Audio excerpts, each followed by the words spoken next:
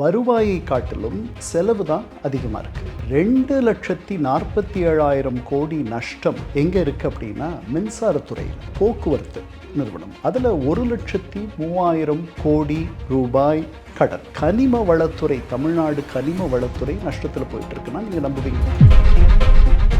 அறுவை சிகிச்சையில் குணம் இது ஆயுட்கால நிவாரணம். டாக்டர் ஸ்ரீவர்மாஸ். அதாவது ஒரு ரூபாயில் 3ல் 1 பங்கு கடனுக்கும் வட்டிக்கும் போய்விடுகிறது. அதில் ஒரு புது அரசு, இந்த புது அரசு நிறைய பேர் இன்னும் ஜீரணம் பண்ணிக்கல. அதாவது ஆட்சி போனவர்கள், பதவி போனவர்கள், இப்படி போகும்ன்ற ஒரு நிலையை இதுவரைக்கும் அவர்கள் எதிர்பார்க்கலை. எங்கே போனாலும் லஞ்சம் தலைவிரித்தாடுவதை பார்க்கிறோம். அவங்களே சொல்லியிருக்காங்க, ஒரு 20,000 கோடி ரூபாய் நாங்கள் பத்திரப்பதிவுத்துறை, மற்ற இடங்கள் மோட்டார் வாகனத்துறை, இந்த மாதிரி இருக்கிற ஓட்டைகளெல்லாம் அடைச்சா அதிலிருந்து அந்த பணத்தை எடுக்கலான்றாங்க. இவங்க அரசியலாக என்ன பார்க்குறாங்கன்னா, பிஜேபி ஆளுகின்ற மாநிலத்தோட நீங்கள் ஒப்பிடுறீங்க, பிஜேபி தானே நீங்கள் குறை சொன்னீங்க. மகாராஷ்டிராவை நீங்கள் எடுத்துக்கிட்டீங்கன்னா அவங்க இவ்வளவெல்லாம் கடன் வாங்கலை. நீங்கள் குஜராத் எடுத்துக்கிட்டீங்கன்னா அவங்க வாங்கியிருக்க கடன் நீங்கள் எடுத்துக்கிட்டிங்கன்னா 17-18 பைசா. ஆனால் நம்முடைய தமிழ்நாட்டில் இருக்க கட்டுமானம் மாதிரி கர்நாடகாவில் இருக்கா அப்படின்னா கிடையாது. பெங்களூரை விட்டுட்டு நீங்கள் வெளியே போனீங்கன்னாவே ஒரு கிராம சூழல் வேகமாக வந்துடும். தமிழ்நாட்டில் அப்படி கிடையாது. The most urbanised state. தனிநபர் கடன் அதிகரிச்சிருக்கு. இவங்க வாங்குற கடன் இறுதியில் எங்கே முடியும்? என் தலையிலையும் உங்கள் தலையிலையும் தான் முடிய போகுது. ஆனால் நிதிச்சுமை இவ்வளோ தூரம் இருக்குது அப்படிங்கிறப்ப நிதிச்சுமை இல்லாத மாநிலம் எங்கே இருக்குது? எல்லா உலகத்தில் இருக்க எல்லா நாடுகளும் தான் கடன் வாங்குது. உலகத்திலேயே அதிகமாக கடன் வாங்கியிருக்கிற நாடு எதுனா அமெரிக்கா. 9,500 கோடி ரூபாய் ஒரு நாளைக்கு வட்டியாக மட்டும் அது செலுத்தும். அந்த மஷாகன் ஷிப்பிங் டாக் முந்தைய ஆட்சி காலத்தில் அது போச்சா இல்லை இந்த ஆட்சி காலத்தில் போச்சா அப்படிங்கிறது தான் பெரிய கன்ஃபியூஷனு. அதை விரும்பல அவங்க, அதுதான் அவங்க தான் விட்டுட்டாங்க. டிஎம்கே ஆட்சியில் தான். ஆமாம். ஆந்திராவை பற்றி சொல்லுவீங்க. காக்கிநாடாவில் 30 வருஷம் முன்னாடியே தனியார் துறைமுகம் வந்துருச்சு. வட அமெரிக்காவில் இருக்கக்கூடிய பெரும்பான்மையான இந்தியர்கள், குஜராத்திகளுக்கு அடுத்து தெலுங்கர்கள். தெலுங்கு லாபி, தெலுங்கு செல்வாக்கு என்பது மிகப்பெரிய செல்வாக்கு. துணைத் தலைவரும் அது மாதிரி அவங்களெல்லாம் தூக்கி சாப்பிட்ற அளவுக்கு ஒரு துணைத் தலைவராக அவர் இருக்கார்.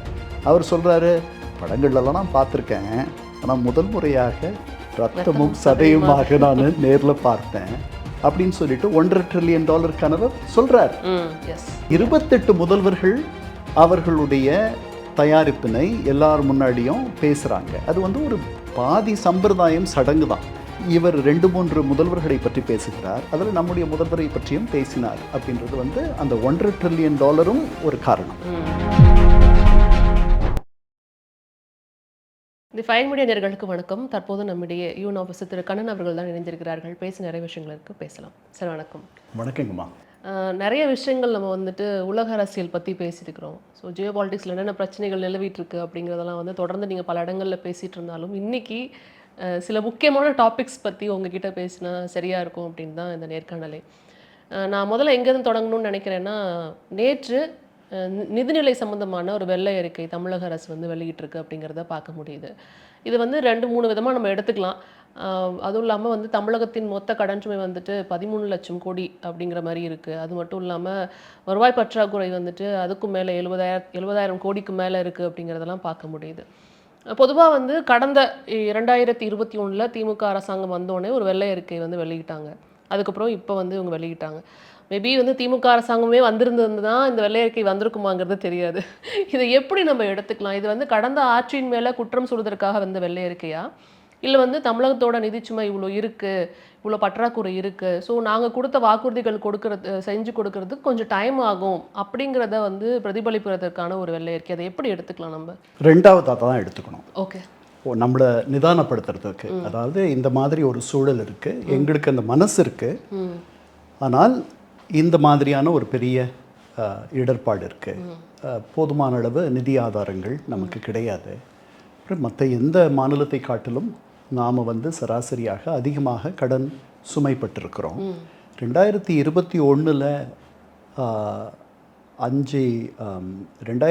2021 இருந்த கடன் சுமை மாதிரி அப்போ நமக்கு இருந்தது 5 லட்சத்தி சில்லற கோடி தான் கடன். அப்போ இப்போ நீங்கள் சொன்னீங்க இன்றைக்கி 13,18,000 லட்சம் கோடி கடன் பட்டிருக்கோம்.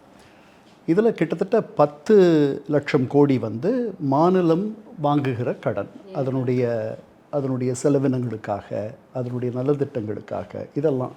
இது தவிர பொதுத்துறை நிறுவனங்கள் ஒரு 2-3 வாங்கியிருக்க கடன்களையும் இதில் சேர்த்துருக்காங்க. அதை சேர்த்து பார்க்கும் பொழுது என்ன ஆகுது, இந்த 10 லட்சம் கடன் 13 லட்சம் கோடி கடனாக மாறிவிடுகிறது. உங்களுக்கு இதில் 2,47,000 கோடி நஷ்டம் அல்லது கடன் எங்கே இருக்குது அப்படின்னா மின்சாரத்துறையில். ஏன்னா அதை நம்ம மானியத்தில் தரோம், அதாவது அடக்க விலையை காட்டிலும் குறைவாக தரோம். பல வீடுகளுக்கு, பல லட்சக்கணக்கான வீடுகளுக்கு நம்ம 100 யூனிட் மின்சாரம் இலவசமாக ரொம்ப நாளாக தந்துட்டுருக்கோம். அதை இப்போ 200 யூனிட்டாக மாற்றிருக்கு இந்த புது அரசு. அப்போது வருவாயை காட்டிலும் செலவு தான் அதிகமாக இருக்குது. வரவு 10 வரவு 8 செலவு 10 கடைசியில் துண்டனான்ட்டு ஒரு பாட்டு இருக்குது. அந்த மாதிரி இருக்குது. அதே மாதிரி பொதுத்துறை நிறுவனங்களில் போக்குவரத்து நிறுவனம், அதில் 1,03,000 கோடி ரூபாய் கடன். இது ரெண்டுத்தையும் நீங்கள் சேர்த்திங்கனாவே 3 லட்சம் கோடி. ஏன்னா பஸ் போக்குவரத்தில் நம்ம விடியல் பயணம்னு சொல்கிறோம். அதுக்கப்புறம் பல பேருந்து பொதுத்துறை நிறுவனங்கள் நட்டத்தில் போயிட்டுருக்கு. கனிம வளத்துறை, தமிழ்நாடு கனிம வளத்துறை நஷ்டத்தில் போயிட்டுருக்குன்னா நீங்கள் நம்புவீங்களா? அது வந்து தங்கத்தை வெட்டி நாம் விற்கிறோம். அப்போது இந்த ஓட்டைகளெல்லாம் அடைக்கணும், போகட்டும். ₹1 நம்ம வாங்குகிறோம், நம்ம சம்பாதிக்கிறோம் அப்படின்னா, இந்த அரசு ₹1 சம்பாதிச்சால் அதில் 64 பைசா சம்பளத்துக்கு, கடனை திருப்பி செலுத்துவதற்கு, வட்டி கட்டுவதற்கு. வட்டி மட்டும் 23 பைசா கட்டுறோம், கடன் 10 பைசா தான் அசலை திருப்பி தரோம். அப்போது நீங்கள் பாருங்கள், 33 பைசா, அதாவது ₹1 3/1 பங்கு கடனுக்கும் வட்டிக்கும் போய்விடுகிறது. அதில் கடன் தான் வந்து அசலை காட்டிலும் 2 மடங்கு பெருசு. சம்பளம், நாம் மற்ற மாநிலங்களை காட்டிலும் நம்முடைய சம்பள விகிதங்கள், நாம் கொடுக்குற சம்பளம், நாம் தாங்குகிற இந்த சம்பளதாரர்கள் ரொம்ப அதிகம். ஒரு 9%, 9 பைசா ஓய்வூதியத்துக்கு கொடுக்குறோம். அப்புறம் மூலதன செலவுன்னு நம்ம எடுத்துக்கிட்டோம்னா ரொம்ப குறைச்சல். நம்ம ஒரு 11 பைசா தான் மூலதனத்திற்காக, அதாவது சாலைகள் போடுவது, கட்டடங்கள் கட்டுவது, அரசு பள்ளிகளை அமைப்பது,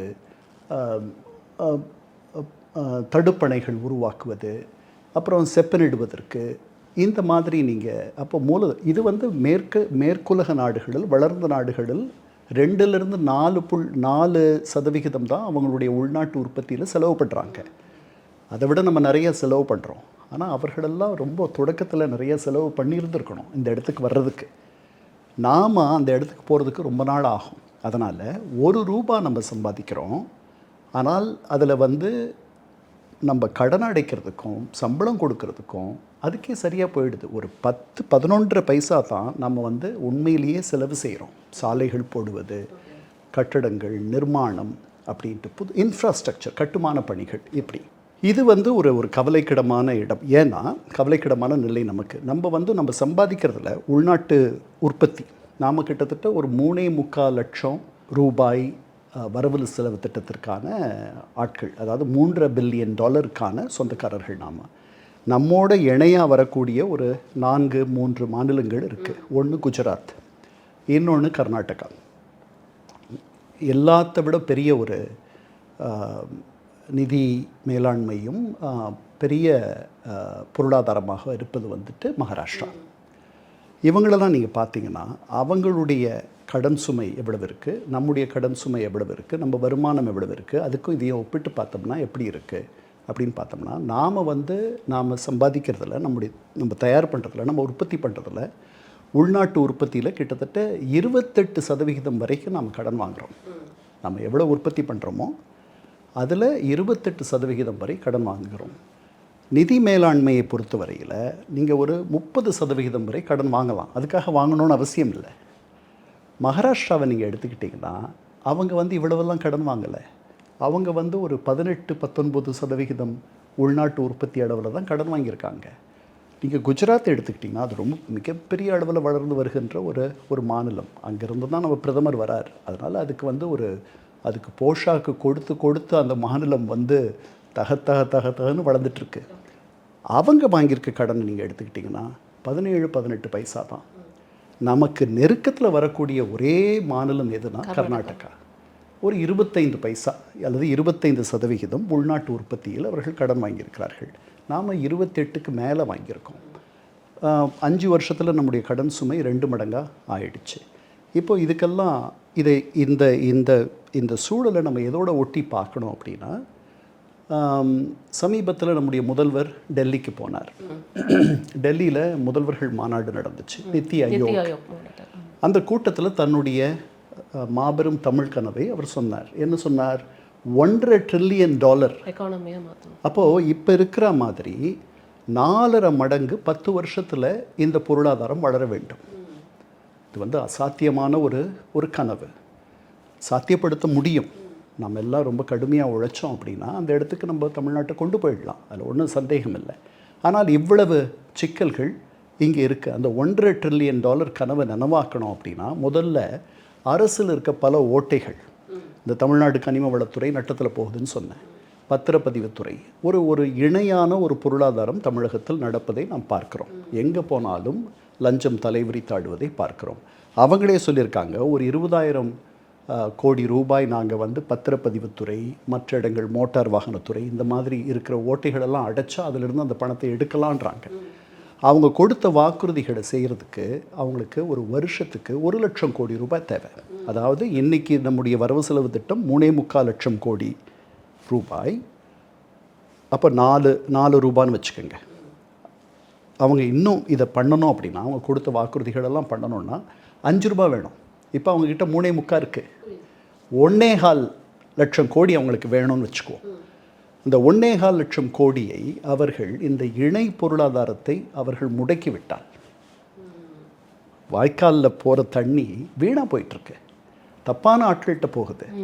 அதை அவர்கள் வந்து கொஞ்சம் அதை நெறிமுறைப்படுத்தி, இப்போ வந்து நீங்கள் பாருங்கள், பாஸ்போர்ட் எடுத்துங்க. ஒரு காலத்தில் பாஸ்போர்ட் 20-25 வருஷம் முன்னாடி நீங்கள் வாங்க போகணுன்னா தரகர்கள்லாம் இருப்பாங்க.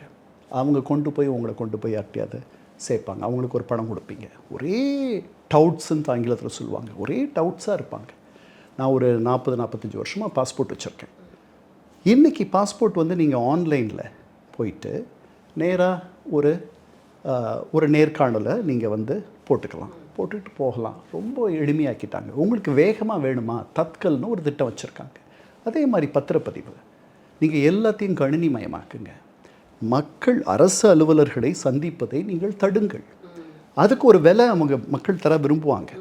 இது வேகமாக வேணும், இந்த பத்திரம் எங்களுக்கு 1 வாரத்தில் வேணும் அப்படின்னா அதுக்கு ஒரு விலை வைங்க. மக்கள் சந்தோஷமாக தருவாங்க. ஏன்னா லஞ்சமாக கொடுக்குறதுல அதில் ஒரு 3ல் 1 பங்கு தான் இருக்கும். அது இந்த மாதிரி நிறைய வழிகள் இருக்குது இந்த ஓட்டை அடைக்கிறதுக்கு. ஆனால் கவலைக்கிடமான ஒரு நிலையில் நாம் இருக்கிறோம். இதில் நம்மளுக்கு நிறைய விஷயங்கள் வந்துட்டு இன்டர்பிரேட் பண்ண தோணுது. நான் ஏற்கனவே கேட்ட மாதிரி இது கடந்த அரசு வந்துட்டு இப்படி ஒரு விஷயத்தை செய்து வைத்துட்டு போயிட்டாங்களா அப்படிங்கிறத காமிக்கிறதுக்கான ஒரு நிதிநிலை அறிக்கையா அப்படின்னு நான் கேட்டிருந்தேன். ஆனால் திமுக அரசு என்ன சொன்னாங்க அப்படின்னா, இந்தியாவிலேயே ஜிஎஸ்டிபி 2 இலக்க வளர்ச்சி வந்துட்டு தமிழகத்தில் தான் இருந்தது அப்படிங்கிறத அவங்க ரொம்ப பெருமையாக கிளைம் பண்ணாங்க. ஆனால் நிதிச்சுமை இவ்வளோ தூரம் இருக்குது அப்படிங்கிறப்ப, நிதிச்சுமை இல்லாத மாநிலம் எங்கே இருக்குது? எல்லா உலகத்தில் இருக்க எல்லா நாடுகளும் தான் கடன் வாங்குது. ஸோ நிதிச்சுமைக்கும் இதுக்கும் வளர்ச்சிக்கும் சம்மந்தம் இல்லை, இதை நீங்கள் இதோட ஒப்பிடாதீங்க, அப்படி நாங்கள் நிர்ணயிக்கப்பட்ட அளவில் தான் கடன் வாங்குகிறோம் அப்படிங்கிறது தான் நேற்று வரைக்கும் அவங்களுடைய கிளைமாக இருக்குது. கடன் வாங்காமல் எப்படி வளர முடியும் அப்படிங்கிற ஒரு ஆனால் இதை அவங்க பெருசாக பூதாகரமாக இது போன்ற கடன் 13 லட்சம் கோடி கடன் தமிழகத்தில் இருக்குது அப்படின்னு காமிக்கிறப்ப இதை நம்ம எப்படி எடுத்துக்கிறது? கடன் வாங்குறது நல்லதா, இல்லை வந்துட்டு இவங்க சொல்கிறது தான் கரெக்டாக, அதை எப்படி எடுத்துக்கலாம் நம்ம? இல்லை அப்படி இல்லை. அதாவது இதில் அரசியலும் கலந்துருக்கு. இந்த வெள்ளை அறிக்கை வந்து உண்மையிலேயே ரொம்ப வெள்ளந்தியான ஒரு பெரிய வெள்ளை மனசோடு வருகிற அறிக்கை அல்ல. அவங்களுடைய துன்பங்களை, இடர்பாடுகளை சொல்லுகிற ஒரு அறிக்கை. அது ஒரு பக்கம். இன்னொரு பக்கம், இதற்கு முன்பு இது மாதிரி எல்லா முதல்வர்களும் பண்ணியிருக்காங்க, எல்லா அரசுகளும் பண்ணியிருக்கு. கஜானாவை காலி பண்ணிட்டு போயிட்டாங்க அப்படின்ட்டு ஜெயலலிதா சொன்னாங்க. 96 வந்த கலைஞர் கருணாநிதி அதையே சொன்னார். இப்படி பலர் வர அத்தனை பேரும் அவங்களுக்கு முன்னாடி இருந்தவர்கள் ஒரு பெரிய ஒரு துன்பமான நிலையில் அவங்கள கொண்டு போய் நிறுத்திட்டாங்கன்ற மாதிரி சொல்கிறது வந்து வாடிக்கையாக இருக்குது நமக்கு எல்லாருக்கும். ஏன்னா அது அரசியல், அதை நம்ம மறந்துடலாம். இதுதான் நிலைமை. இதை வந்து இன்றைக்கி வந்திருக்கிற அரசு கையாளணும். இதில் பழைய ஆட்களை பற்றி குறை சொல்கிறது அதெல்லாம் வந்து 5 ஆண்டுகள் உங்களுக்கு இந்த நாட்டை ஆளுவதற்கு உங்களுக்கு ஒரு உரிமை கிடைச்சிருக்கு. இதை நீங்கள் வந்து புத்திசாலித்தனமாக இந்த கடன் சுமையை எப்படி குறைக்கிறது, இதை எப்படி வந்து மற்ற மகாராஷ்டிரா மாதிரி உங்களை விட பெரிய பொருளாதாரம், இந்தியாவினுடைய முதல் பொருளாதாரம், அவர்கள் என்ன மாதிரியெல்லாம் நீங்கள் அனுப்புங்க. ஒரு 4 பேரை நிபுணர்கள் போய் பார்த்துட்டு வரட்டும். கண்டிப்பாக இங்கேயே இருப்பாங்க. உங்களுக்கு திறமை மிக்கவர்கள், நிபுணத்துவம் பெற்றவர்கள் நிறைய பேர் தமிழ்நாட்டிலே இருக்காங்க. அவங்க உங்களுக்கு வழிகள்லாம் சொல்லுவாங்க. அந்த வழிகளை வச்சு இந்த கடன் சுமையை நீங்கள் எப்படி குறைக்கிறதுன்னு பாருங்கள். நீங்கள் வந்து உங்களுடைய வாக்குறுதிகளுக்கு ஏற்கனவே நீங்கள் நேரம் கேட்டுட்டீங்க, இதெல்லாம் நிறைவேற்றுறதுக்கு எங்களுக்கு வேணும்ன்ட்டு. அதனால் இந்த வெள்ளை அறிக்கை வந்து எல்லாரையும் நிதானப்படுத்துது. எல்லாருக்கும் பெரிய அபிலாஷைகளும் எதிர்பார்ப்பும் இருந்தாலும் கூட வந்திருக்கிறவங்க புதியவர்கள், அவங்களுக்கு நாம் கொஞ்சம் அவகாசம் தரணும். இது ஒரு தேனிலவு காலம் இந்த அரசுக்கு. அவர்களுடைய அமைச்சர்கள் அவங்க பேசுகிறது, அவர்களுக்கு பயிற்சி இல்லைன்னு தெரியறது, இதெல்லாம் மீறி மக்கள் வந்து அவங்க மேலே ஒரு பெரிய அன்பையும் ஆதரவையும் காட்டுகிறார்கள். ஏன்னா இதற்கு முன்னாடி இருந்தவர்கள் வந்து மக்கள்கிட்ட இருந்து கொஞ்சம் விலகி போயிட்டாங்க. அதனால் நீங்கள் அதெல்லாம் சரி பண்ணுங்க. ஒரு திட்டம் கொண்டு வாங்க. வெள்ளை அறிக்கை என்பது தொடக்கம்தான். இதை எப்படி நீங்கள் சமாளிக்க போகிறீங்கன்ட்டு இன்னொரு அறிக்கை தாங்க. இதற்கு முன்னாடி எத்தனை அரசுகள் அதை பண்ணியிருக்காங்க. நீங்கள் அதை பண்ணுங்கள். நீங்கள் சொல்லுங்கள், எங்கேருந்து இந்த ஓட்டைகளெல்லாம் அடைக்க போகிறோம். இதில் ஒரு இடத்துல சொல்கிறீங்க 20,000 கோடி ரூபாய் இப்படி வரும் அப்படின்னு சொல்கிறீங்க. பட் கடன் சுமையை எப்படி குறைக்க போகிறீங்க, எங்கே வந்து செலவுகளை கூட்ட போகிறீங்க, எங்கே குறைக்க போகிறீங்க, எதில் கவனம் செலுத்த போகிறீங்க, இதெல்லாம் நீங்கள் பார்க்கணும் இல்லையா? ஸோ இதில் வந்து அப்போ நம்ம இப்படி தான் எடுத்துக்கணும். இப்போ கடன் வாங்காமல் இப்போ எந்த மாநிலமும் முன்னேற முடியாது அப்படிங்கிற மாதிரி எடுத்துக்கலாம். உலகத்திலேயே அதிகமாக கடன் வாங்கியிருக்கிற நாடு எதுனா அமெரிக்கா. உலகத்திலேயே மிக செல்வம் வளமிக்க நாடு அமெரிக்கா. அவ்வளவு வளமான செல்வம் உள்ள அமெரிக்கா உலகத்திலேயே அதிகமான கடன் வாங்கியிருக்கிற நாடு.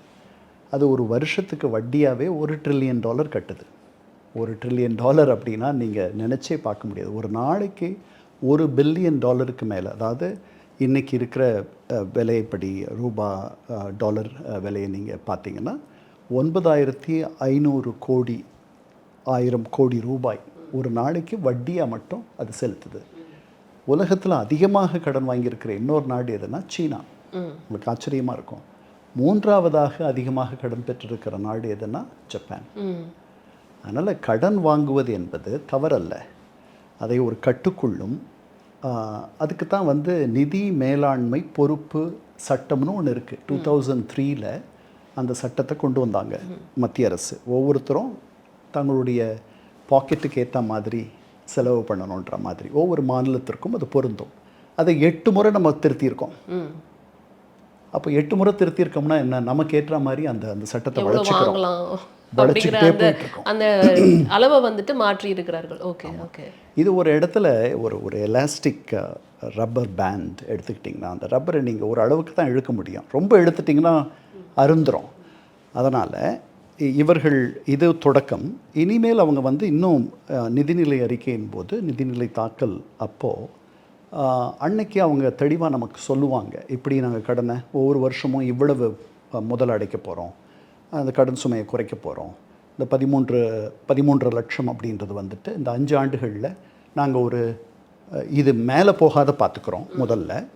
ரெண்டாவது இந்த 13ன்றதை நாங்கள் ஒரு 10 கொண்டு வர முயற்சி பண்ணுறோம். இந்த மாதிரி ஏதாவது சொல்லணும், இந்த சொல்லுவாங்கன்னு நான் நினைக்கிறேன். நேற்று பேசும்பொழுது வந்துட்டு இதை வந்து கண்டிருந்த அரசு மீது நாங்கள் வந்து விமர்சனமாக வைக்கிறதுக்காக அதை சொல்லலை. இதுதான் நிதிநிலை, இப்படி தான் இருக்குது தமிழகத்தோட நிதிநிலை அப்படிங்கிறத சொல்கிறதுக்காக தான் இந்த வெள்ளை அறிக்கை அப்படிங்கிறது தெளிவாக சொன்னாங்க. அண்ட் ஆல்சோ வந்து நம்ம கண்டிப்பாக இதை எப்படி எல்லாரும் சேர்ந்து அடுத்த கட்டத்துக்கு கொண்டு போவோம் அப்படிங்கிற ஒரு பாசிட்டிவான சில வார்த்தைகளை வந்துட்டு அவங்க யூஸ் பண்ணும்போது நல்லா தான் இருக்குது பார்க்குறதுக்கு. பட் நம்மளுக்கு என்ன அடுத்த ஒரு கேள்வி வருதுன்னா, இதை ஏன் நம்ம வந்து மற்ற மாநிலங்களான மகாராஷ்டிரா, கர்நாடகா, குஜராத் போன்ற மாநிலங்களோடு ஒப்பிடுறோம்?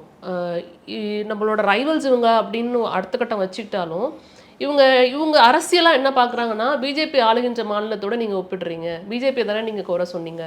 ஸோ அப்படி ஒரு விமர்சனத்தை வந்துட்டு வைக்கிறத பார்க்க முடியுது. இது நம்ம எப்படி எடுத்துக்கலாம்? நம்ம இல்லை இதில் நம்ம முன்னாடியே பார்த்த மாதிரி இதில் முழுமையாக ஒரு வெள்ள மனதோடு வருகின்ற அறிக்கை அல்ல அது.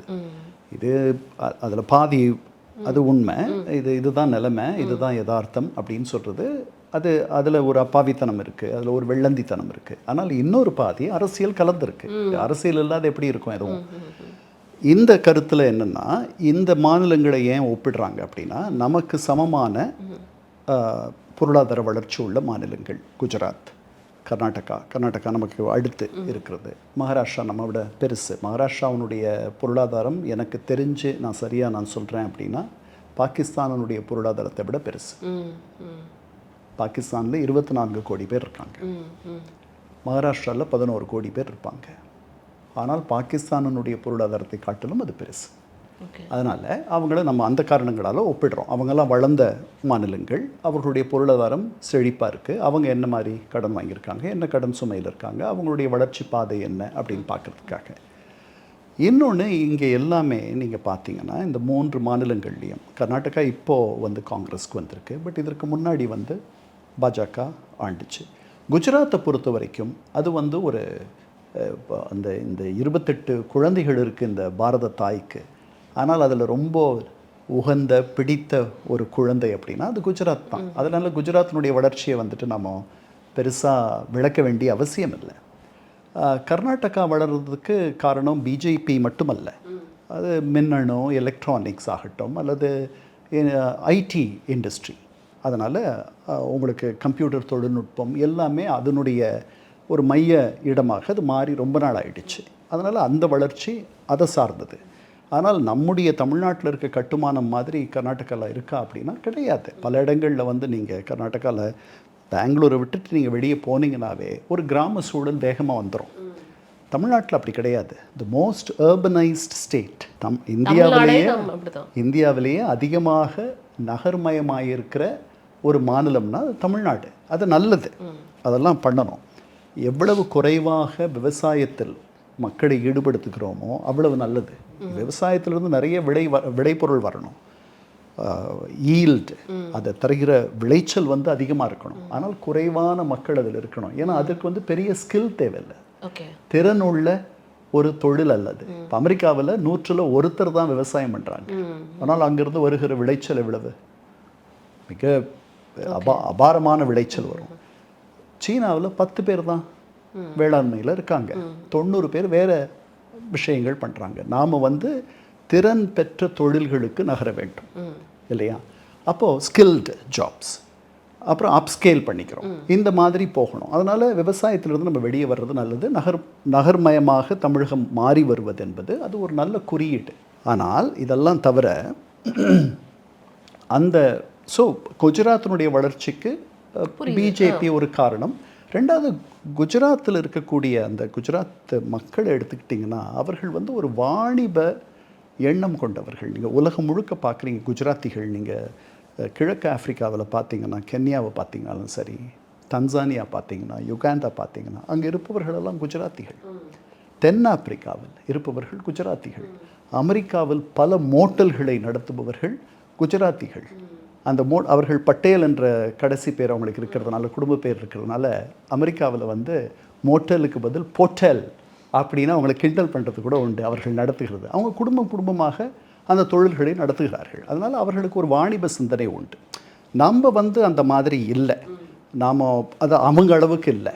மகாராஷ்டிரா இந்தியாவினுடைய நிதி மையம், அதனால் அதையும் விளக்கிடலாம். அதனால் அவங்க 3 பேர் ஏன் வளர்ந்துருக்காங்க, அந்த அளவுக்கு நாம் வளர்ந்துருக்குறோம். 11.5% நாம் வளர்ந்துருக்கோம். நம்முடைய பொருளாதார வளர்ச்சி இருக்குன்றதெல்லாம் உண்மை, அதில் ஒன்றும் இல்லை. இந்த குறியீடுகள், இந்த புள்ளி விவரங்கள்லாம் சராசரி குப்பனுக்கும் முனியனுக்கும் புரிய வேண்டும், அவனை தொட வேண்டும். அது எப்போ அவனை தொடுதோ அப்போ இந்த புள்ளி விவரங்களுக்கு ஒரு அர்த்தம் இருக்கும். இப்போ வெறும் இது ஒரு புள்ளி விவரமாக தான் இருக்கும். இத்தனை தொழிற்சாலைகள் வந்துருச்சு, அது வந்துருச்சு, இது வந்துருச்சுன்னு நம்ம சொல்கிறோம். அப்போ அந்த கம்பேரிசன் தப்பு இல்லை. இல்லை, தப்பு கிடையாது. 3 ஸ்டேட்டோட கம்பேர் பண்ணதுங்கிறது இங்கே தவறு கிடையாது. அப்போ நம்ம அடுத்த கட்டத்துக்கு நகரும்போது நீங்கள் சொல்கிறீங்களே அடித்தட்டு மக்களுக்கும் புரியணுங்கிறப்ப இன்னொரு ஸ்டேட்மெண்ட் டக்குன்னு ஞாபகம் வருதுன்னா, தனிநபர் கடன் அதிகரிச்சிருக்கு. அதை 2 விதமாக விமர்சிக்கிறாங்க. தனிநபர் கடன் அதிகரிச்சிருக்குங்கிறதெல்லாம் நீங்கள் பெரிய விஷயமா பார்க்கக்கூடாது. அப்படி பார்க்க போனால் தமிழ்நாட்டில் இருக்க எல்லா சொத்தையும் பங்கு போட்டு உன் தலையில் இவ்வளோ சொத்து இருக்குன்னு எழுத முடியுமா அப்படின்ற ஒரு விமர்சனத்தை வைக்கிறாங்க. இதனால் நம்ம சீரியஸாக எடுத்துக்க வேண்டிய ஒரு கன்சர்னா? இல்லை, கண்டிப்பாக எடுத்துக்கணும். ஏன்னா தனிநபர் கடன் அப்படின்றது என்ன, இந்த அரசு நமது இந்த அரசை உருவாக்குபவர்கள் நாம், இந்த அரசை நடத்துவதற்கு நிதி ஆதாரங்களை தருபவர்கள் நாம், இந்த அரசில் உற்பத்தி வந்து முழுமையாக பண்ணுறவங்க நாம், இந்த அரசு இதை வந்து நிர்வாகத்தை இது நடத்துது மேலிருந்து. ஏன்னா ஒரு ஒழுங்குமுறை வேணும். இதுதான் உலகம் முழுக்க நாம் ஏற்படுத்திக்கிட்ட ஒரு திட்டம். இவங்க வாங்குகிற கடன் இறுதியில் எங்கே வந்து முடியும்? என் தலையிலையும் உங்கள் தலையிலையும் தான் வந்து முடிய போகுது. நீங்களும் நானும் தரக்கூடிய வரிகள் அல்லது கட்டண உயர்வு, பஸ் கட்டணம் உயரப்போகுது, மின்சார கட்டணம் உயரப்போகுது, பெட்ரோல் விலை பலமுறை ஏற்றிட்டாங்க, டீசல் விலை பலமுறை ஏற்றிட்டாங்க, சமையல் வாயு விலை ஏறப்போகுது. அதனால் இறுதியில் நம்மக்கிட்ட தான் வந்து விடிய போகுது.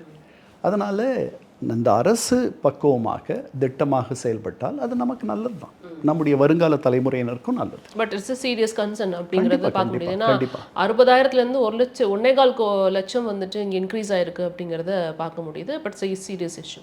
ஸோ இது அடுத்த கட்டமாக நம்ம வந்து யோசிச்சோன்னா, அரசுக்கு வருவாய் தரக்கூடிய இடங்கள்ல இருந்து சில பிரச்சனைகள் இருக்கிறத வந்து கலைந்தாலே வருவாய் கொஞ்சம் ஓரளவுக்கு வரும் அப்படின்னு நீங்கள் சொன்னீங்க.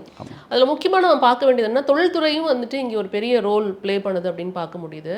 அந்த தொழில்துறையில் தான் வந்துட்டு இங்கே நிறைய கான்ட்ரவர்சிஸ் போயிட்டுருக்கு. தமிழக அரசு புதுசாக ஆட்சிக்கு வந்த அரசு பதவியேற்றதுலேருந்து இங்கே இருக்கிற முதலீடுகள் எல்லாமே ஆந்திரா வந்துட்டு போகுது. இப்போது இங்கே நம்ம இதை எப்படி எடுத்துக்கலாம்? தமிழ்நாடு அதுக்கான சரியான கட்டமைப்பை தர வந்துட்டு விட்டுட்டாங்களா, இல்லை ஆந்திரா வந்து ஒரு பெரிய காம்படிட்டராக மாறிட்டாங்களா நம்மளுக்கு? இது எப்படி எடுத்துக்கலாம்? எடுத்துக்காட்டாக சொல்லணும்னா, அந்த மசாகன் ஷிப்பிங் டாக் சம்மந்தமாக சில விஷயங்கள் பேசணும்னு நினைக்கிறேன். அதில் நிறைய கன்ஃபியூஷன்ஸ் இருக்குது. முந்தைய ஆட்சி காலத்தில் அது போச்சா, இல்லை இந்த ஆட்சி காலத்தில் போச்சா அப்படிங்கிறது தான் பெரிய கன்ஃபியூஷனு. அண்ட் ஆந்திரா வந்துட்டு பிளே விட்டல் ரோல், இங்கேருந்து போகிறது எல்லாமே ஆந்திராவுக்கு போகுது. இதை நம்ம எப்படி எடுத்துக்கலாம் சார்? இல்லை, அதில் ஒன்றும் குழப்பம் இல்லை. இது போன ஆட்சியில் அவங்க அதை விரும்பலை. அதுதான் அவங்க தான் விட்டுட்டாங்க அதை. டிஎம்கே ஆட்சியில் தான் விட்டுட்டாங்க. ஆமாம், செப்டம்பர் 2025 புரிந்துணர்வு ஒப்பந்தத்தை பண்ணுறாங்க. அதுக்கு பிறகு அவங்க வந்து எக்ஸ்பிரஷன் ஆஃப் இன்ட்ரெஸ்ட், அதாவது ஆர்வ கடிதம் அப்படின்ற மாதிரி ஒன்று கொடுக்கணும். அதை கொடுக்கல, அதுக்காக காத்திருந்தாங்க. அது வந்து ஒரு 30,000 கோடி ரூபாய் பெருமானம் உள்ள ஒரு திட்டம். அந்த மேசகான் டாக் அப்படின்றது அந்த துறைமுகம் தூத்துக்குடியை ஒட்டி வரக்கூடியது. மிகப்பெரிய வேலை வாய்ப்பை தரும்.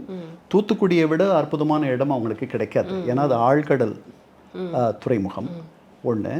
ரெண்டாவது வந்து கடலோர பகுதிகள் வந்து புயலை புயலை எதிர்த்து நிற்கக்கூடிய ஒரு துறைமுகம். அது கடலோர பகுதிகள் நிறையா இருக்கக்கூடிய ஒரு துறைமுகம், ஆழ் துறைமுகம். இப்படி பல இயற்கையாகவே ரொம்ப அற்புதமாக அமைந்த ஒரு துறைமுகம் அது. செப்டம்பர் 2025க்கு பிறகு தமிழக அரசு நகரில், அப்போ இருந்த அரசு திமுக அரசு, அவங்க நகரில் இவங்களை விட்டுட்டு அவங்க என்ன பண்ணிட்டாங்க, இவங்களுக்கு தெரியாத ஹியுண்டை ஹெவி இண்டஸ்ட்ரீஸ், அதாவது கொரியா, அஸ்கானுக்கு தெரியாம. ஆமாம், ஓகே, அதில் ஒரு வெளிப்படைத்தன்மை இல்லை அப்படின்ட்டு அவங்க சொல்கிறாங்க. அது இன்னும் முழுமையாக வந்து ஒரு முடிவுக்கு வந்துருச்சான்றது நம்ம தெரியல நமக்கு. ஹியுண்டை, அதாவது இவங்க, நான் என்ன சொல்கிறேன், ஹியுண்டை இது காம்படிட்டிவ் பிட்டிங் ப்ராசஸ்ன்னு இருக்குது. நீங்கள் வந்து ஒப்பந்த புள்ளிகளை திறப்பீர்கள். நீங்கள் அந்த ஒப்பந்த புள்ளிக்கு விண்ணப்பிக்கலாம், அவர் விண்ணப்பிக்கலாம், நான் விண்ணப்பிக்கலாம். அதில் வந்து நாம் என்ன சொல்கிறோம் அப்படின்றது இருக்குது. எவ்வளோ விலையில் அதை பண்ணித்தரோன்றது இருக்குது. எப்படி பண்ணி தருவோம், என்ன மாதிரியான பொருட்களை போடுவோம், என்ன மாதிரி எவ்வளோ நாளில் பண்ணி தருவோம், இதெல்லாம் அதில் இருக்கும் அந்த ஒப்பந்த புள்ளியில். அதை வச்சு முடிவு பண்ணுவாங்க யார் வந்து இதை நேர்த்தியாக பண்ணி தருவாங்க, யார் இதை மலிவாக பண்ணி தருவாங்க. ரெண்டு முக்கியம். Lowest acceptable bitter, acceptable. So நீங்கள் வந்து ரொம்ப மலிவாக சொல்லிவிட்டு மலிவான ஒரு விஷயத்தை கொடுத்துட்டிங்கன்னா, அதனால் தரமும் முக்கியம், அதே நேரத்தில் அதனுடைய நிதிச்சுமையும் அதிகமாக கூடாது. எல்லாருமே அப்படித்தான் எண்ணுவாங்க இல்லையா? சரி, அப்போ அந்த மாதிரி ஒரு பிட்டிங் ப்ராசஸ் அவங்க பண்ண மாதிரி தெரியலை அப்படின்றது தான் நமக்கு தெரிகிற தகவல். இங்கே வந்து ஹியுண்டைக்கு வந்து ஒரு வெஸ்டட் இன்ட்ரெஸ்ட் இருக்குது. இங்கே வந்து ஹியுண்டை ஒரு 25-30 வருஷமாக அவர்கள் ஓரகடத்தில் ஸ்ரீபெரும்புத்தூரில் அவர்கள் ஒரு பெரிய தொழிற்சாலை வைத்திருக்கிறார்கள். அவர்கள் வளர்வதற்கு ஆசைப்படுகிறார்கள். அது ரொம்ப தமிழ்நாட்டுக்கு ரொம்ப நல்லது. கொரியா வந்து ஒரு மிகப்பெரிய ஒரு பொருளாதாரமாக வளர்ந்து வருகிற ஒரு பொருளாதாரம். ஜப்பானை பின்னுக்கு தள்ளி அது முன்னுக்கு வந்துருச்சு. அந்த அளவுக்கு ஒரு வீரியமாக ஒரு வீச்சோடு வளர்கிற ஒரு கொரிய நாட்டினுடைய ஒரு முன்னணி நிறுவனம் தமிழகத்தை வந்து அதை வந்து பார்த்து அங்கே வந்து மீண்டும் மீண்டும் முதலீடு செய்வது என்பது நமக்கு நல்லது. இது ஒரு வெளிப்படைத்தன்மையோட எங்களுக்கு இந்த மாதிரி ஒரு எண்ணம் இருக்குது. நீங்கள் அதனால் வேறு ஒரு ஏதாவது ஒரு வாய்ப்பு எங்களுக்கு தாங்க அப்படின்னு சொல்லி ஒரு சுமூகமாக அதை முடிச்சிருக்கலான்னு எனக்கு தோணுது. அப்படி நடந்த மாதிரி தெரியலை. ஏன்னா இது தொடர்பாக அப்போ இருந்த தொழில்துறை அமைச்சர் டிஆர்பி ராஜா எந்த விதமான எனக்கு தெரிஞ்சு எந்த மறுமொழியும் சொன்னதாக தெரியவில்லை. ஆனால் இது தொடர்பாக அவர் வேறு சில இடங்களில் பேசியிருக்கார். இது மேசகான் கிடையாது, ஹோசூரில் வந்திருக்கக்கூடிய அந்த ஏர்போர்ட். ஆமாம், அது வந்து ஒரு இந்த மேசகான் டாக் வந்து 10-12 வருஷத்தில் உங்களுக்கு வந்து 12 லட்சம் gross டன் மொத்த டன் கடல் பொருள் வாணிபம், சரக்குகள் வருவது போவது மிகப்பெரிய ஒரு தூத்துக்குடி வந்து ஒரு மிகப்பெரிய துறைமுகமாக வந்திருக்கும். இது ஒரு புறம் அப்படியே வச்சுக்கோங்க. ஆந்திராவை பற்றி சொன்னீங்க. காக்கிநாடாவில் 30 வருஷம் முன்னாடியே தனியார் துறைமுகம் வந்துருச்சு. ஆந்திரா சந்திரபாபு நாயுடு எப்போ வந்தாரோ, அவர் வந்த உடனே வந்தது சைபராபாத் அப்படின்ட்டு ஹைதராபாத்துக்கு பேர் வந்ததெல்லாம் உங்களுக்கு ஞாபகம் இருக்கும். அவர் வந்து அவருடைய இளமையில் போய் அப்புறம் வட அமெரிக்காவில் இருக்கக்கூடிய பெரும்பான்மையான இந்தியர்கள், குஜராத்திகளுக்கு அடுத்து தெலுங்கர்கள், okay, north American Telugu association தானான்னு சொல்லிட்டு மிகப்பெரிய ஒரு சங்கம் இருக்குது. தெலுங்கு லாபி, தெலுங்கு செல்வாக்கு என்பது மிகப்பெரிய செல்வாக்கு. நிறைய செல்வந்தர்கள், வசதியானவர்கள், செல்வாக்கு மிக்கவர்கள், தொழிலதிபர்கள், தொழில் நிபுணர்கள் அமெரிக்காவில், கனடாவில் இருக்காங்க. அங்கெல்லாம் போய் அவர் வந்து அவங்கள வந்து இங்கே முதலீடு செய்யுங்கன்னு சொன்னார். ஸோ அப்போ அவர் தொடக்கத்தில், இப்போ அவருக்கு வயதாயிடுச்சு, அப்போ அவர் தொடக்கத்தில் அதை வளர்த்தது தான். அந்த நேரத்தில் தனியார் துறைமுகங்கள் வந்துச்சு. இங்கேருந்து நம்ம 800 வந்து நம்ம போதுமான அளவு விரிவாக்கம் பண்ணலை. அதனால் அங்கே போனாங்க நிறைய பேர். அதனால் ஆந்திராவுக்கு ஒரு ஈர்ப்புத்தன்மை என்பது எப்போதும் உண்டு. இப்போ அவங்க கூட்டணி அரசில் இருக்காங்க. ஓகே, இந்த மெசகான் வந்துட்டு மத்திய அரசுக்கு சம்மந்தப்பட்ட ஒரு நிறுவனம் அப்படிங்கிறதுனால அங்கே போயிருக்கு அப்படிங்கிற மாதிரி எடுத்துக்கலாமா? இல்லை, இவங்க வந்து அதில் ஆர்வம் காட்டலை. தமிழக அரசும், அதாவது தமிழக அரசும் ஆர்வம் காமிக்கல. ஆமாம், முதல்ல ஆர்வம் காட்டுறாங்க. அதுக்கப்புறம் அவங்களுக்கு மனசில் ஓடுது, நம்ம ஹியூண்டைக்கு இது கொடுத்தோம்னா அவங்க நல்லா பண்ணுவாங்க. அதில் அது பர்ஃபெக்ட்லி ஆல் ரைட். பட் அந்த டிரான்ஸ்பரன்சி ஏன் இல்லை? இந்த புதுசாக வந்து அரசாங்கத்துக்கு மேலே வைக்கிற குற்றச்சாட்டுகளுக்கான காரணம் அரசியல். கண்டிப்பாக அதை எப்படி அவங்க தடுக்க முடியும்? அவங்க தெளிவாக இது தொடர்பாக 2-3 கட்டுரைகள் வந்திருக்கு. ஹிந்து நாளிதழில் வந்திருக்கு, ஃபெடரலில் வந்திருக்கு. அந்த கட்டுரைகளுடைய சாரம் என்னென்னா, செப்டம்பர் 2025 புரிந்துணர்வு ஒப்பந்தம், அதுக்கு பிறகு வந்து the ball is in Tamil Nadu ஸ்கோர், டீடைல்டு ப்ராஜெக்ட் ரிப்போர்ட் தரணும். அது தரல. ஆமாம், letter of expression of interest, ஆர்வ கடிதம் தரணும். அது நடக்கலை. முழுமையான திட்ட வடிவு கொடுக்கணும். அது நடக்கலை. அவங்க காத்துட்ருக்காங்க. இதுக்கிடையில் திடீர்னு இந்த மாதிரி செய்தி வருது, இவங்க ஹியூண்டையை நோக்கி திரும்புகிறாங்க அப்படின்ட்டு. இதுதான் மேசகானனுடைய நிலை. அதற்கு பழைய தொழிலமைச்சர் சரியான இதெல்லாம் வெளியில் வந்துச்சு. இதுக்கு அவர் இன்ஸ்டாகிராமில் இருக்கார், ட்விட்டரில் இருக்கார், எக்ஸில் இருக்கார். அவர் இதற்கு பதில் சொன்ன மாதிரி நான் பார்க்கல. அதனால் இது வந்து நாம் திடீர்னு இந்த இடத்துல பெண் எடுக்கலான்ட்டு முடிவு பண்ணிவிட்டு முதல்ல போய் பெண் கேட்ட இடத்துல நம்ம சொல்லாத விட்டுட்டோமோன்ற மாதிரி தான் எனக்கு தோணுது. இப்போ இந்த கூகுள் டேட்டா சென்டரும் அங்கே ஆந்திராவுக்கு போனது அப்படிங்கிறத பார்க்க முடியுது. அது மாதிரி இந்த ஷிப்பிங் டாக்கும் அங்கே போயிடுச்சு அப்படிங்கிறத பார்க்க முடியுது. ஒசூர் விமான தளத்துக்கு வந்து அதுக்கு ஒரு விளக்கம் கொடுத்துருந்தாங்கங்கிறத பார்க்க முடியுது. இப்படி பல விஷயங்கள் ஃபாக்ஸ்கான்லேயுமே நிறைய முரண்பாடுகள் இருந்தது. இவர் வந்து புதிய முதலீடாக 15,000 கோடி வரப்போகுதுன்னு ட்விட்டரில் போட்டிருந்தாரு. அதுக்கு கடந்த முதல்வர் வந்துட்டு நன்றி தெரிவிச்சிருந்தாரு. ஃபாக்ஸ்கான் அதை மறுத்துது அப்படிங்கிறதெல்லாம் பார்க்க முடியுது. இவ்வளோ குளறுபடிகள் இருக்கிற சமயத்தில் இதை வந்து இந்த அரசாங்கத்தின் மீது அரசியல் ஆக்குறாங்க அப்படிங்கிறத எப்படி எடுத்துக்கலாம் நம்ம? இல்லை, இது ஒரு புது அரசு. இந்த புது அரசு வந்து நிறைய பேர் இன்னும் ஜீரணம் பண்ணிக்கல. அதாவது ஆட்சி போனவர்கள், பதவி போனவர்கள், இப்படி போகும்ன்ற ஒரு நிலையை இது வரைக்கும் அவர்கள் எதிர்பார்க்கலை. இப்படி ஒன்று இது வந்து ஒரு பல வகைகளில் ரொம்ப வித்தியாசமான ஒரு தேர்தல். இந்த தேர்தல் முடிவுகள் பலரை வந்து அதிர்ச்சிக்கு உள்ளாக்குச்சுன்னு கூட சொல்லலாம். பல பேரை ஆச்சரியப்படுத்துச்சு. வெகு சிலர் தான் இந்த மாதிரி நடக்கும்னு கணிச்சிருந்தாங்க. அதனால் இது அவர்கள் ஒரு நிதானத்திற்கு வருவதற்கு அவர்கள் சிரமப்படுகிறார்கள் அப்படின்னு தான் நான் நினைக்கிறேன். அப்புறம் இந்த அரசை வந்து எப்படியெல்லாம், இந்த அரசு வந்து இன்னும் இவர்கள் புதியவர்கள், என்ன இவர்கள் நிறைய கற்றுக்கொள்வார்கள். they learning the ropes. இப்போ தான் அவர்கள் தவழ தொடங்கியிருக்கிறார்கள், நடக்கணும், இதெல்லாம் இருக்குது. இப்போது இந்த மாதம் அவங்க வந்து ஆட்சிக்கு வந்து 1 மாதத்துக்கு மேலே ஆயிடுச்சு. அவங்க இப்போ தான் சட்டமன்ற உறுப்பினர்களுக்கு பயிற்சி வகுப்புகள் எடுக்கிறாங்க. இதை என்னைக்கு பண்ணியிருந்திருக்கணும்? ஜெயிச்ச உடனே பண்ணியிருந்திருக்கணும். அமைச்சர்கள் ஆன உடனேயே அந்த 35 பேருக்கும் என்ன சொல்லியிருக்கணும்? முதல்வரை விட்டுடுவோம், மீதி 34 பேருக்கும் என்ன சொல்லியிருக்கணும்? உங்களுக்கு 3 நாள் கிராஷ் கோர்ஸ், உங்கள் துறையை நீங்கள் எப்படி ஹேண்டில் பண்ணணும், எப்படி கோப்புகளில் நோட்ஸ் எழுதணும், எப்படி குறிப்புகள் எழுதணும், எப்படி நீங்கள் உங்களுடைய துறை செயலாளரோடு பேசணும், உங்கள் கீழே வேலை செய்கிறவங்களோட மற்றவங்களோட எப்படி பேசணும், இவங்க எல்லாம் புதுசு.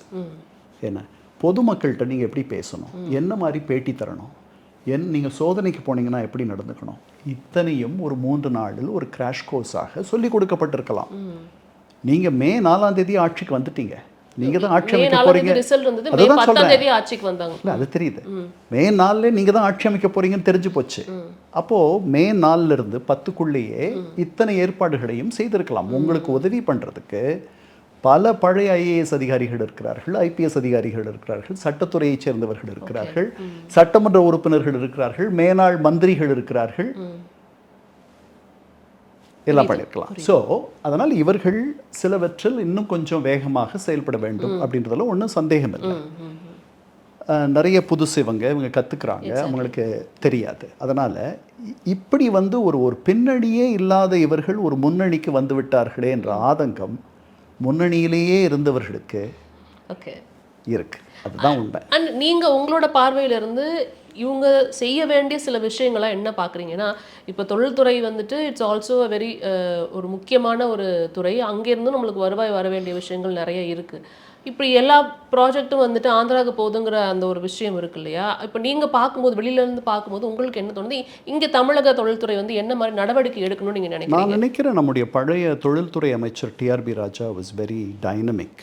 அவர் ரொம்ப வேகமாக செயல்பட்டதை தான் நினைக்கிறேன். அவருக்கு எவ்வளவு தொழில்துறை பற்றி தெரியும்னு தெரியல. அப்போ அவர் வர்றதுக்கு முன்னாடி நமக்கு இப்போ ஒரு இளமையான ஒரு தொழில்துறை அமைச்சர் வந்திருக்காங்க. அவங்க தன்னை முதல்ல தயார்படுத்திக்கணும். நல்லா இந்த துறையில் நிறைய தேர்ச்சி பெறணும், நிறைய படிக்கணும், நிறைய மற்ற மாநிலங்களில் எப்படியெல்லாம் முதலீடுகளை ஈர்க்கிறார்கள் என்பதை கற்றுக்கொள்ள வேண்டும். நிறைய பேர் இருக்காங்க, அது ரொம்ப எளிதாக படிச்சுக்கலாம், அதில் ஒன்றும் சிக்கல் இல்லை. அவங்க ஏற்கனவே கொரியா போயிருக்காங்கன்னு நினைக்கிறேன். அதனால் அப்புறம் இங்கே இருக்கக்கூடிய தொழில் முனைவோர்களை இங்கே இருக்கக்கூடிய தொழிலதிபர்களோடு நிறைய அவங்க பேசணும், கலந்து அவங்களுடைய யோசனை கேட்கணும். அவங்களுடைய தொழிலை எவ்வளவு அவங்க எளிமைப்படுத்துகிறாங்களோ அவங்க தொழில் பண்ணுவதற்கு. ஏன்னா ஒரு குற்றச்சாட்டு தமிழ்நாடு அரசு பற்றி முன்னாடியும் சரி இப்போவும் சரி, இப்போ இவங்க புதுசு, இவங்களை விட்டுருவோம், தொடர்ச்சி இல்லை, ஒரு கான்டினியூட்டி இல்லை. அப்புறம் இங்கே தொழில் பண்ணுவதற்கு ஒரு உகந்த ஒரு சுற்றுச்சூழலை அரசுகள் ஏற்படுத்தி தருவதில்லை அப்படின்ற ஒரு பெரிய குற்றச்சாட்டு இருக்குது. ஏகப்பட்ட கிளியரன்சஸ், ஏகப்பட்ட என்ன சொல்கிறது அனுமதிகள், ஏகப்பட்ட நேரம். 3 வருஷமாக அந்த ஹோசூர் எடுத்துக்கிட்டிங்கன்னா 3 வருஷமாக நம்ம தமிழ்நாடு அரசு பேசிகிட்டு இருக்கு. ஹோசூர்லேருந்து வெளியே போனதுக்கு நாம் காரணமாக தெரியல, ஆனால் நாம் மேசகான் போனதுக்கு நாம் தான் காரணம்னு தெரியுது. இப்போ டிட் ஃபார் டேட் மாதிரி இருக்குது, பதிலடி மாதிரி அங்கேருந்து அங்கே போயிடுச்சு. இத்தனைக்கும் நாம் 100 ஏக்கர் இலவசமாக தரோன்னு சொன்னோம். நாம் ஓடு பாதை 3 சில கிலோமீட்டர் அளவுக்கு நம்ம தரணும். அங்கே அவ்வளவு பெருசு கிடையாது ஓடு பாதை, புட்டபர்த்திக்கு போயிருக்குன்னு நினைக்கிறேன் இல்லையா? ஆனால் அங்கே போன மே மாதம் பாதுகாப்பு அமைச்சர் ராஜ்நாத் சிங்கும் அந்த முதல்வரும் அதற்கு அடிக்கல் கூட நாட்டிட்டாங்க. அதனால் சிலது நம்ம கைமீறி போயிடுது. ஆனால் நாம் இது ஒரு ஒரு போட்டி. எப்போ நம்ம நம்முடைய பொருளாதாரத்தை 90களில் திறந்தோமோ அதிலிருந்து ஒவ்வொரு மாநிலமும் ஒரு போட்டி மனப்பான்மையோடு போய் முதலீடுகளை ஈர்ப்பது. ஏன்னா அதில் தான் வேலை நீங்கள் தொடங்க முடியும். இங்கே உள்ளே இருக்கக்கூடிய தொழிலதிபர்கள் ஒரு அளவுக்கு அவங்க விரிவாக்கம் பண்ணலாம், எல்லாம் பண்ணலாம். வெளியிலிருந்து வரக்கூடிய முதலீடு இருக்குல்ல, அப்புறம் தொழில்நுட்பமும் கூட வரும். உங்களுக்கு நம்ம ஹியூண்டை கார் மாதிரி, கியா மாதிரி எத்தனை கார்களை நம்ம பண்ணிட முடியும்? இன்னும் அந்த இடத்துக்கு நம்ம சொந்தமாக முழுமையாக நாமே பண்ண முடியுமா? அதனால் நிறையா வெளியிலேருந்து வர்றது நல்லது. இதில் நிறைய ஒரு 4-5 ஆட்டோமொபைல் கார் தொழிற்சாலைகள், உதிரி பாகங்கள் தயாரிப்பாளர்கள், அவர்களை ஒட்டியவர்கள், ஒரு ஈகோ சிஸ்டம், ஒரு வணிக ஒரு வர்த்தக ஈகோ சிஸ்டம் நமக்கு வளர்ந்துட்டுருக்கு. அதில் அவர்களுக்கு மின்சாரம் கிடைக்கணும், தடையில்லாமல் மின்சாரம் கிடைக்கணும், தேர்ந்த தொழிலாளிகள் கிடைக்கணும். அவங்களுக்கு தொழிற்சங்க பிரச்சனை வரக்கூடாது. சமீபத்தில் ஒரு பிரச்சனை வந்துச்சு, அதை இந்த அரசு வந்து கையாண்ட விதம் இடதுசாரிகளுக்கு பிடிக்கலை. ஆனால் you can't have the cake and eat it too. Okay, இங்கே விட்டுட்டு அவன் வியட்நாம் போயிடுவான். புரியுது. வியட்நாம் கம்யூனிஸ்ட் நாடு, அவங்க தொழிற்சங்கம்லாம் வச்சுக்க அனுமதிக்கிறானான்னு எனக்கு தெரியல. அங்கே எந்த தொழிற்சங்க பிரச்சனையும் வர்றது கிடையாது. யூ see the irony, முரண். அதனால் இங்கே வந்து இந்த மாதிரியான ஒரு சூழல் எதுவும் எளிதில் இருக்கணும், அவங்களுக்கு உதவக்கூடிய ஒரு மனநிலையில் அரசுகள் இருக்கணும். அந்த மாதிரியான ஒரு நிலை ஆந்திராவில் இருக்குன்னு நான் நினைக்கிறேன். ஓகே, ஸோ ஃபைனலாக ஒரு கொஸ்டினோட முடிக்கணும்னு நினைக்கிறேன். நிதி ஆயோக் பற்றி பேசிகிட்டு இருக்கிறப்ப ஒரு சில வார்த்தைகள் மட்டும் தான் நம்ம அதை குறித்து நம்ம பேசணும். இங்கே நிதி ஆயோக் பற்றிய விமர்சனங்களும் அதிகமாக இருந்தது அப்படிங்கிறத பார்க்க முடியுது. பட் தமிழகத்தின் கடந்த கால குரல்களாக தான் வந்துட்டு அங்கே முதலமைச்சர் விஜய் அவர்கள் ஒழித்தார் அப்படிங்கிறதும் நம்மளால் பார்க்க முடிஞ்சிச்சு. நீங்கள் அந்த விசிட்டை பற்றி என்ன நினைக்கிறீங்க? இல்லை, அவர் அவ்வளோதான் பண்ண முடியும். ஒரு முதல்வர் அவர் புதிதாக வந்திருக்கிறார், ஒரு மாதம் கூட ஆகலை அவர் போகும்பொழுது. 28 முதல்வர்களில் அவர் ஒருவர். அவர் நமக்கு முதல்வர், அங்கே 28 பேரில் ஒருவர். அதில் இவரை விட பெரிய மாநிலங்களிலிருந்து வருகிற யூபியிலிருந்து வருபவர்கள் இருக்கிறார்கள். இவர்களை விட முதல்வர்களாக அந்த நித்தி ஆயோக் கூட்டத்தில் பல முறை பங்கேற்றவர்கள் இருக்கிறார்கள். பழம் தின்று கொட்டை போட்டவர்கள் இருக்கிறார்கள். இதெல்லாம் அவர் நல்லா பண்ணார்னு நினைக்கிறேன். பழைய அரசனுடைய சில கொள்கைகளை எடுத்துகிட்டு போனார். கோயம்புத்தூரில் ஒரு எய்ம்ஸ் கொடுங்க அப்படின்னு கேட்டார். அப்புறம் இந்த டிஆர்டிஓ, அப்புறம் இந்த combat advanced combat medium combat aircraft centre, அதை இங்கே அமைங்க, அந்த மையத்தை இங்கே அமைங்கன்னு சொன்னார். 2-3 பொதுத்துறை நிறுவனங்கள், மத்திய நிறுவனங்களுக்கு தலைமையகமாக தமிழகத்தை நீங்கள் தேர்ந்தெடுங்கன்றது அவருடைய பேச்சில் சொன்னார். அங்கே தன்னுடைய தமிழ்நாட்டினுடைய கனவை சொன்னார். 5 லட்சம் மாணவர்களுக்கு இடைநிலை இன்டர்ன்ஷிப் கொடுக்க போகிறோம் அப்படின்றத தன்னுடைய கருத்து சொன்னார். நிதி ஆதாரங்களுக்கு உங்களை நாங்கள் நம்புகிறோம் அப்படின்னு சொன்னார். சில வேண்டுகோள்களை வைத்தார். நீட்டு வேண்டாமே, அதிலிருந்து எங்களுக்கு விலக்கு தாங்கன்னு சொன்னார். அதெல்லாம் வந்து பழைய அரசனுடைய கொள்கைகளை அவர் தொடர்ச்சியாக எடுத்துக்கொண்டு செல்கிறார். அதில் மிக முக்கியமானது என்னென்னா, பழைய அரசு 2030க்குள்ளே $1 trillion இதை மாற்றும், இந்த பொருளாதாரத்தை உயர்த்தும் அப்படின்னு ஒரு கனவு வச்சுருந்துச்சு. இவர் அதை சொல்ல வேண்டாம்னு நினைக்கிறார். 10 வருஷம் எடுத்துக்கிறார். அதனால் 2026 இப்போது 2036க்குள்ள $1.5 trillion அப்படின்ற தன்னுடைய ஒரு தமிழ் பெரும் கனவை அவர் அங்கே வச்சார். அதெல்லாம் பண்ணுறது எப்படி பண்ண போகிறாங்க அப்படின்றது சொல்கிறதுக்கு அங்கே நேரம் கிடையாது. அங்கே இருக்க முதல்வர்களுக்கு ஒரு குறிப்பிட்ட நேரம் தான், 10 நிமிடமோ 8 நிமிடமோ, அதுக்குள்ளே அவர் பேசினார். நிதி ஆயோகனுடைய பின்னாடி இந்த கூட்டம் சந்திப்பு முடிஞ்ச பிறகு அவர்கள் ஒரு செய்தியாளர்கள் சந்திப்பை நிகழ்த்தினார்கள். அதில் நிதி ஆயோகனுடைய துணைத் தலைவர், தலைவர் வந்து பிரதமர், எப்போவும் துணைத் தலைவர் ரொம்ப ரொம்ப அங்கே இருக்க அத்தனை பேருமே ரொம்ப மெத்த படித்தவர்கள், பெரிய அறிஞர்கள் எல்லாம். அதில் துணைத் தலைவரும் அது மாதிரி அவங்களெல்லாம் தூக்கி சாப்பிட்ற அளவுக்கு ஒரு துணைத் தலைவராக அவர் இருக்கார். அவர் சொல்கிறாரு, முதன்முறையாக அவர் பல படங்கள்லாம் நான் பார்த்துருக்கேன், ஆனால் முதல் முறையாக ரத்தமும் சதையுமாக நான் நேரில் பார்த்தேன் அப்படின்னு சொல்லிட்டு $1.5 trillion கனவை சொல்கிறார். அப்போது அது அவங்கள தொற்றுருக்கு. 28 முதல்வர்கள் அவர்களுடைய தயாரிப்பினை எல்லார் முன்னாடியும் பேசுகிறாங்க. அது வந்து ஒரு பாதி சம்பிரதாயம், சடங்கு தான். நீங்கள் எல்லாரும் உங்களை கவனிப்பாங்கன்னு சொல்ல முடியாது. ஆனாலும் அதில் இவர் 2-3 முதல்வர்களை பற்றி பேசுகிறார். அதில் நம்முடைய முதல்வரை பற்றியும் பேசினார். அப்படின்றது வந்து அந்த $1.5 trillion ஒரு காரணம். அவர் நடிகர் என்பது மட்டுமல்ல, அவர் புதிது என்பது மட்டுமல்ல, அவர் பின்னாடி ஒரு மிகப்பெரிய ஜனசமுத்திரம் இருக்குது அப்படின்றது மட்டுமல்ல, $1.5 trillion யாரும் சொல்லலை. அதுதான். ஓகே, ஸோ அடுத்த கட்டம் எப்படி நகரணும்னு பார்க்கலாம். நீங்கள் சொன்ன மாதிரி ஒரு 6 மாதம் கழித்து, இந்த பீரியடில் நம்ம பேச முடியாது, ஒரு 6 மாதம் கழித்து தான் நம்ம அரசின் மீது சில விமர்சனங்களை வைக்க முடியும். அதுதான் நியாயமாக இருக்கும் அப்படிங்கிறது நீங்கள் பேசுனதுலேருந்து நல்லா புரிஞ்சுக்க முடிஞ்சிச்சு. உங்களோட நேரத்திற்கு ரொம்ப நன்றி சார். Thank you so much. அறுவை சிகிச்சையில்லா குணம், இது ஆயுட்கால நிவாரணம். டாக்டர் ஸ்ரீவர்மாஸ்.